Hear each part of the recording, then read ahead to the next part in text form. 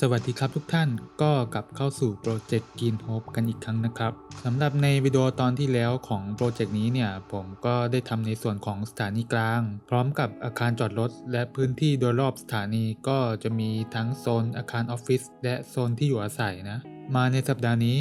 ก็จะย้ายมาทำพื้นที่โซนที่อยู่อาศัยที่เป็นนอกเขตเมืองกันบ้างนะครับซึ่งในส่วนนี้เนี่ยก็จะมีการปรับเปลี่ยนเส้นทาง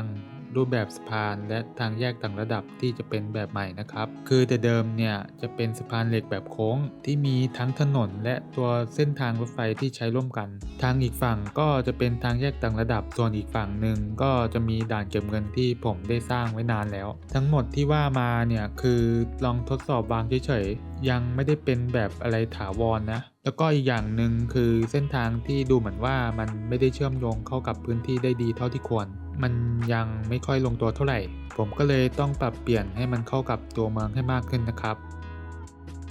ผมก็จะมาเริ่มต้นกันพื้นที่ที่เป็นอีกฝากของเมืองกันก่อนนะครับก่อนอื่นผมก็จะมารื้อของเดิมที่มีอยู่ออกไปให้หมดพร้อมกับปรับระดับพื้นที่ใหม่ก็จะมีปรับลดระดับความสูงของภูเขาลงมาด้วยเพราะรู้สึกว่าตรงส่วนนี้เนี่ยมันดูสูงเกินไปจากนั้นก็จะทำการสร้างตัวถนนไฮเวย์ที่มีการวางเส้นทางใหม่ทั้งหมดเลยต้นแบบของพื้นที่ในส่วนนี้ก็จะมาจากเมืองซีแอตเทิลและพอร์ตแลนด์แบบยำรวมกันนะภาพรวมส่วนที่จะทำก็จะมีประมาณนี้คือตามภาพที่ขึ้นอยู่บนหน้าจอเลยนะครับจะเห็นได้ว่าเส้นทางที่ปรับปรุงใหม่เนี่ยตัวสะพานจะถูกเปลี่ยนไปใช้แบบสะพานขึงและมีบางช่วงจะเป็นอุโมงค์ด้วย มาดูในส่วนนี้ที่เป็นจุดเริ่มต้นของเส้นทางเข้าเมืองนะครับตรงจุดนี้จะเป็นการทำทางแยกต่างระดับขึ้นมาใหม่โดยจะเป็นแบบเซมิไดเรกชันนอลตัว T นะตัวเส้นทางโดยรวมก็จะมีลักษณะประมาณนี้คือตามภาพที่ขึ้นอยู่บนหน้าจอเลยนะครับตัวถนนที่ใช้ก็จะเป็น Access North American Freeway ของ Gray Frame แล้วก็มีการใช้ทูลที่เป็น Move It Network Multitool และ Node Controller ร่วมกันนะสำหรับการสร้างทางแยกในส่วนนี้ด้วยและส่วนอื่นๆที่ไม่ได้จำกัดแค่ตัวทางแยกอย่างเดียวรวมไปถึงส่วนของอุโมงค์ด้วยเช่นกันนะครับ เห็นมีบางท่านคอมเมนต์หรือฟีดแบ็กส่งเข้ามากังวลเกี่ยวกับโปรเจกต์นี้คือในวิดีโอตอนที่แล้วที่เป็นส่วนของสถานีกลางกับประเด็นที่เป็นอาคารจอดรถที่อยู่เหนือตัวสถานีรถไฟคือผมจะบอกว่ามันคืออาคารจอดรถที่มันยังไม่เคยทำมาก่อนและน่าจะเป็นจุดใหญ่จุดเดียวของเมืองนี้นะที่สามารถรองรับทั้งคนที่จะมาใช้บริการทั้งสวนสาธารณะและสถานีกลางด้วยดังนั้นก็ไม่ต้องกังวลนะครับว่าจะมีแบบนี้เพิ่มอีกในอนาคตจริงๆลืมไปว่าต้นแบบในของจริงมันมีฟังก์ชันที่เป็นสถานีรถบัสด้วยถ้ามีโอกาสผมก็จะมีการปรับแก้ไขในจุดนี้ในภายหลังด้วยเช่นกันนะครับส่วนถนนที่เป็นทางเชื่อมเข้าตัวอาคารจอดรถอันนี้อาจจะดูเวอร์ๆไปหน่อยนะแต่เนื่องจากผมต้องการให้มันเชื่อมต่อกับตัวไฮเวย์ด้วยที่สามารถรับรถจากพื้นที่บริเวณใกล้เคียงและจุดอื่นๆที่ไม่ได้มีระบบขนส่งครอบคลุมบวกกับตัวสถานีอยู่ระดับที่สูงกว่าตัวไฮเวย์แล้วก็พื้นที่ที่มันมีสเปซค่อนข้างจำกัดผลลัพธ์ก็จะออกมาเป็นอย่างที่เห็นเนี่ยแหละเอาจริงๆระบบขนส่งสาธารณะภายในเมืองถ้ามองในมุมมองของผมเนี่ยก็คงไม่สามารถทำให้มันครอบคลุมได้ทั้งหมดหรอกครับอย่างท่านก็บอกว่ามันยังดูไม่ค่อยสมจริงหรือเมืองเน้นรถเยอะเกินไป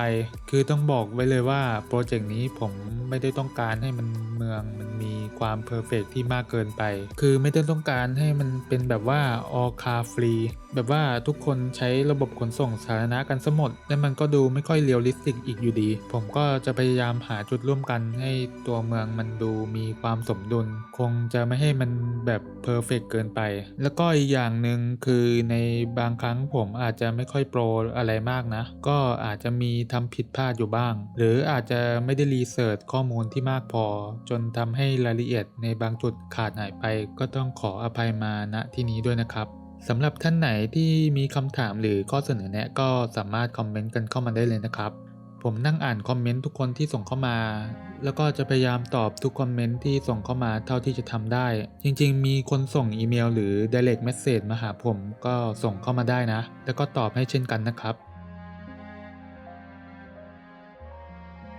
ถัดไปก็จะเป็นการวางผังถนนพร้อมกับทำทางเข้าออกในพื้นที่ของส่วนนี้บริเวณปากทางเข้าอุโมงค์นะสำหรับในพื้นที่ส่วนนี้คือจะติดกับภูเขานะผมตั้งใจให้มันเป็นแบบชุมชนแบบไซส์เล็กๆคือจะเน้นเป็นโซนที่อยู่อาศัยซะส่วนใหญ่อาจจะมีผสมกับร้านค้าเล็กๆในบางจุดนะตัวถนนที่จะใช้ก็จะเป็นแบบสไตล์อเมริกันก็จะมีทั้งแบบเออร์แบนและซับเออร์แบนก็จะเป็นแบบเดียวกันกับพื้นที่ชานเมืองที่ผมเคยทำไปแล้วใน EP 7 นะครับการออกแบบก็จะเป็นไปตามลักษณะของพื้นที่นะครับจะไม่ได้มีความราบเรียบตรงส่วนนี้ก็จะมีเล่นระดับด้วยก็จะมีความยากนิดหนึ่งนะ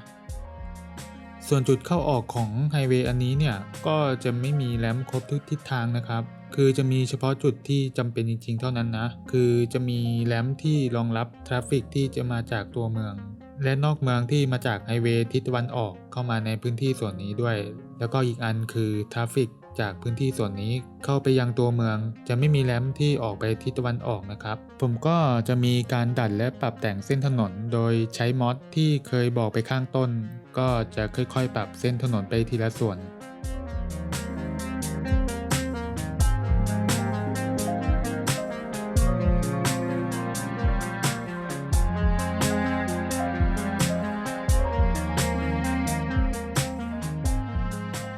ส่วนตรงจุดนี้ก็จะเป็นการเตรียมพื้นที่ไว้สำหรับพื้นที่ที่อยู่อาศัยนะก็จะอยู่บริเวณตรงทางแยกต่างระดับที่ได้ทำไปเมื่อช่วงต้นคลิปนะก็จะมีการปรับพื้นที่ไปพร้อมๆกับการวางผังถนนด้วยคือจะค่อยๆทำไปเรื่อยๆให้มันสอดคล้องกันนะครับ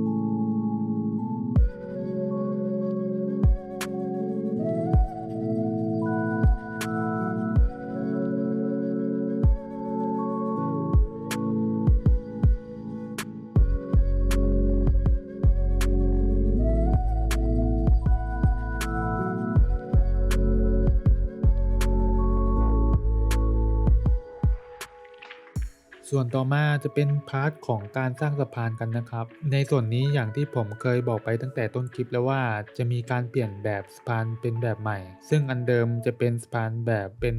ของซิดนีย์ฮาร์เบอร์ที่จะเป็นของแบดพีนัทส่วนนั้นใหม่นี้ผมจะเปลี่ยนไปใช้สะพานที่มีชื่อว่า Anzac Bridge ของโรเบิร์ตนะตัวสะพานก็จะเป็นแบบสะพานขึงที่มีช่องจราจรรวมกันทั้งหมด6ช่องจราจรเลยพร้อมกับทางเดินที่รองรับทั้งคนเดินและจักรยานด้วยที่จะมีทั้ง2ฝั่งถนนเลยตัวผาดทางเดินบนสะพานที่ผมทำเนี่ยนอกจากจะเป็นอีกโหมดหนึ่งของการเดินทางแล้วจริงๆสามารถขึ้นไปชมวิวเมืองบนสะพานได้ด้วยเช่นกันนะตัวทางเดินนี้ยังไม่ไฟนอลนะส่วนนี้จะเอาไปรวมกับพื้นที่ส่วนอื่นของโปรเจกต์ที่จะทำในอนาคตนะครับ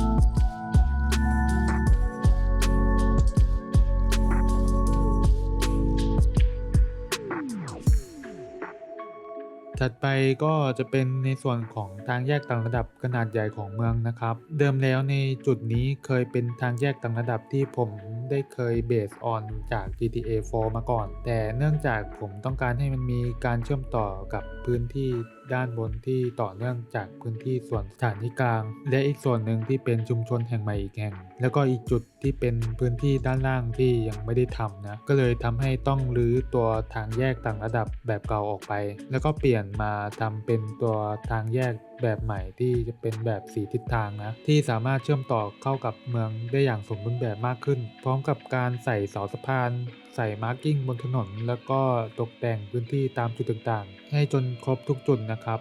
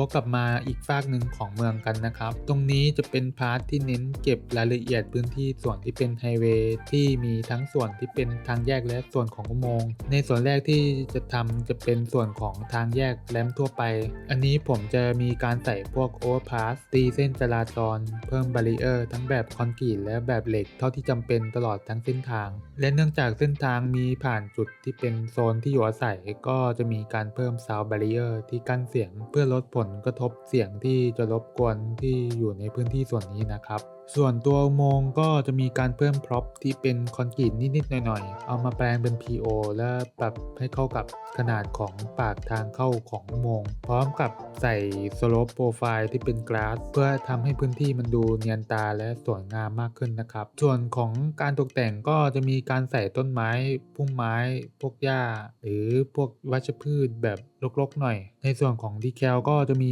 ใส่พวกคราบดินด้วยใส่เป็นให้มันพื้นที่มันดูมี texture ให้มันดูดีมากขึ้นแล้วก็ใส่พวกก้อนหินขนาดใหญ่ตามจุดต่างๆด้วยเพื่อให้มันดูกลมกลืนและเข้ากับพื้นที่ให้มากขึ้นนะครับ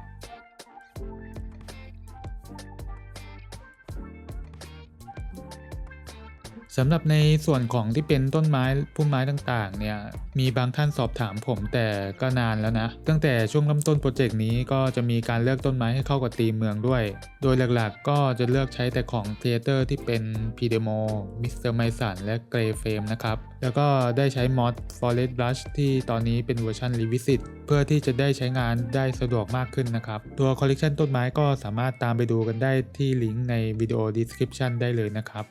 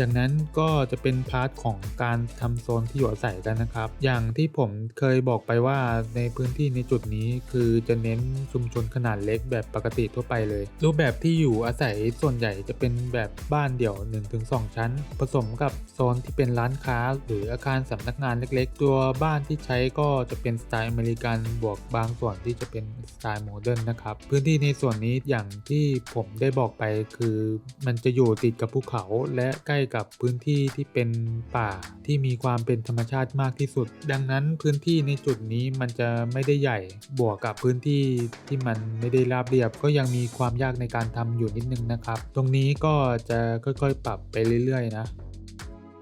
ในส่วนของระบบขนส่งมวลชนตอนนี้ผมก็ได้เพิ่มในส่วนของเส้นทางรถบัสไปนะครับแล้วก็จะมีเส้นทางรถไฟที่เป็นแบบปกติที่เริ่มต้นจากตัวสถานีกลางและผ่านพื้นที่ในส่วนนี้ด้วยแต่ยังไม่ได้เริ่มทำในตอนนี้นะคือจะเป็นแผนที่ผมจะเอาไว้ทำในอนาคตนะครับ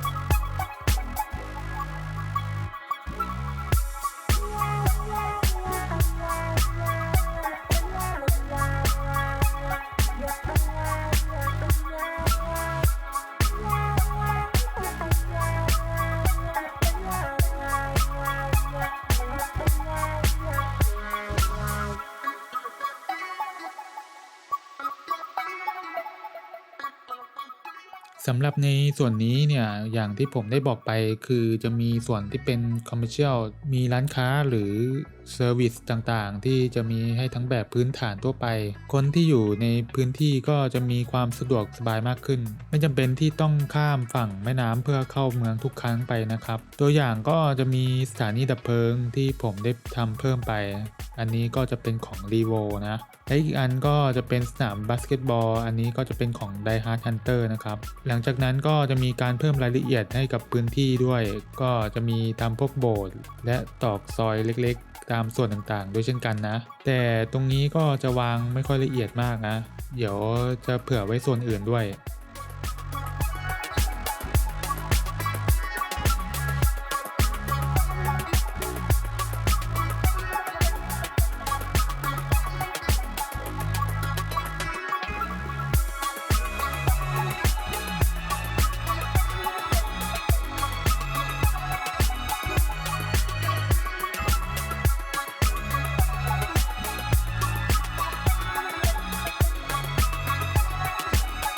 ค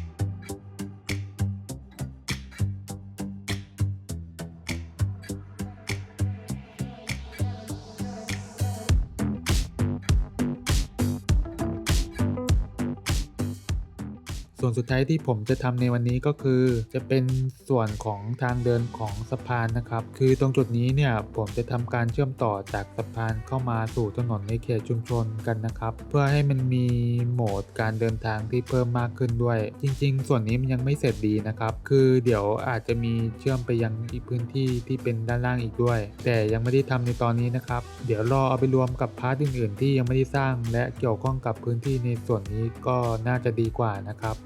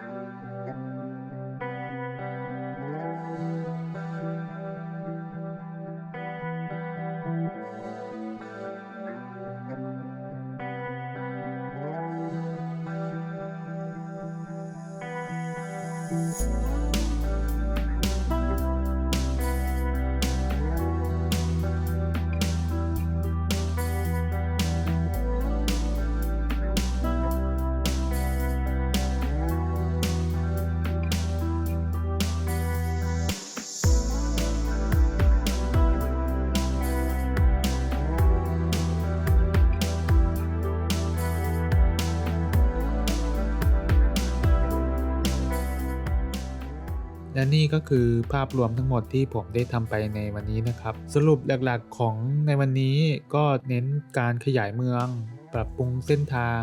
ทั้งการเปลี่ยนแบบตัวสะพานแล้วก็ทางแยกต่างระดับที่จะเป็นแบบใหม่ก็จะมีอยู่ประมาณนี้แหละจริงๆมันยังมีอีกหลายจุดนะที่ยังไม่เสร็จที่เดี๋ยวจะมีการขยายออกไปอีกเพิ่มเติมในอนาคตนะครับส่วนบิลต่อไปจะเป็นอะไรนั้นก็รอติดตามกันต่อไปนะครับถ้าชอบอย่าลืมกดไลค์กด Subscribe ช่องของผมเพื่อที่จะไม่ได้พลาดคลิปใหม่ๆนะสำหรับในวันนี้ผมขอตัวลาไปก่อนพบกันใหม่ในคราวหน้านะครับบ๊ายบาย